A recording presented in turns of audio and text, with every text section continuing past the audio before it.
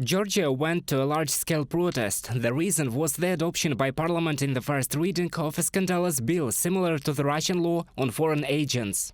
Critics say it is similar to a Russian 2012 law that has been used for more than a decade to crack down on civil society. Hundreds of protesters against the bill gathered outside the parliament building in downtown Tbilisi, some of them carrying European Union and US flags. The future of our country does not and will not belong to foreign agents and servants of foreign states. The future of our country and people belongs to the patriots. Today we see that in Georgia we have fully Russian-oriented regime, Putinist regime. They're using illegally force against peaceful people, the people who gathered in front of the Georgian parliament who are against the Russian law. The US Embassy in Tbilisi called March 7 a black day for Georgian democracy because the bill is incompatible with the values and standards of the EU and contradicts Georgia's declared goal of joining the European Union. When it comes to these draft laws, this is ultimately a question for the Georgian government. We have made our views on this very clear.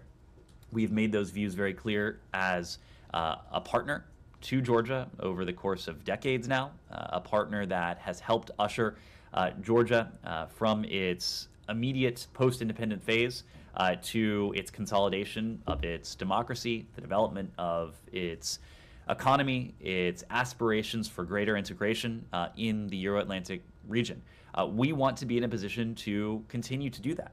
Gradually, Georgia is increasingly under the influence of Russia, and the law on foreign agents is the part of the psychological pressure on the country. I came here because I know that my country belongs to Europe, but my government does not understand this. We think it's part of a bigger game, it's Russia's game, and Putin is in danger of failing in Ukraine, but they want something here. So we're here to protect our country because we don't want to be part of Russia again. Moldova is also in the interests of Russia. The Kremlin began to escalate the situation on the southwestern border of Ukraine on the anniversary of its full-scale invasion, all in order to send troops to the territory of Moldova with the help of psychological operations. At the end of 2022, the Information and Security Service of the Republic warned about these plans of Putin.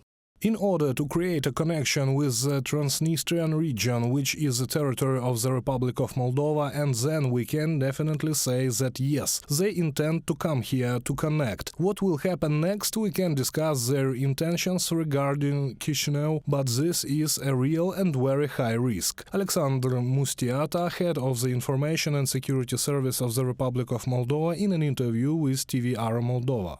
Pro-Kremlin media outlets and persons authorized by them increased pressure on Moldova in February. Almost all means of classical information manipulation were used. They filled the information space with the necessary theses, brought the pro-Kremlin opposition to the demonstrations, and they tried to impose on society the idea that a pro-European course would plunge Moldova into chaos. Ukrainian intelligence intercepted a Russian plan for political destabilization in Moldova, the purpose of which was the destruction by Moscow of the democratic order of this country and the seizure of power. I recently spoke with Moldovan President Maia Sandu and informed her of what our intelligence had intercepted, a detailed Russian plan to destabilize the political situation in Moldova, a Russian document showing who, when and as a result of what actions is going to break Moldova, break the democratic order of this country and establish their control over it.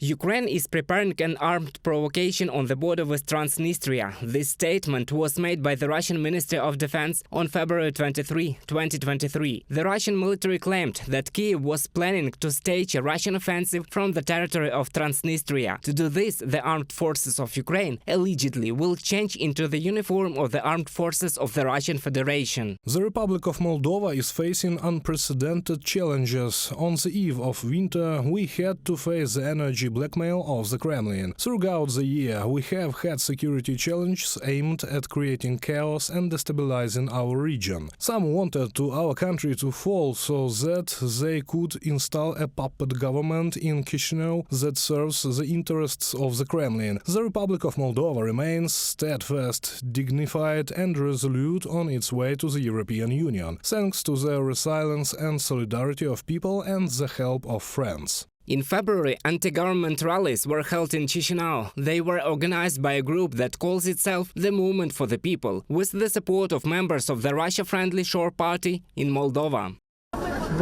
We do not agree with what is happening today with prices in stores. Have you gone there? One price today, another price tomorrow. They can raise prices, but what about the pension? What pensions do we receive? Over the past year, Moldova, with a population of about 2.5 million people, began to demonstrate a pro-Western course. In June 2022, it received the status of a candidate member of the European Union on the same day as Ukraine. This, according to the President of Moldova, Maia Sandu, caused the Kremlin's displeasure. I reiterate Romania's strong condemnation of any attempt to destabilization by Russia. At the same time, Romania remains particularly vigilant against Russia's hybrid actions, which intensify at the end of the year of war. Destabilization attempts are supported by an increase in pro-Russian propaganda aimed at feeding narratives useful to Russia and undermining our unity and solidarity. But we will not give up. I assure you that the Republic of Moldova is not alone in the face of these challenges.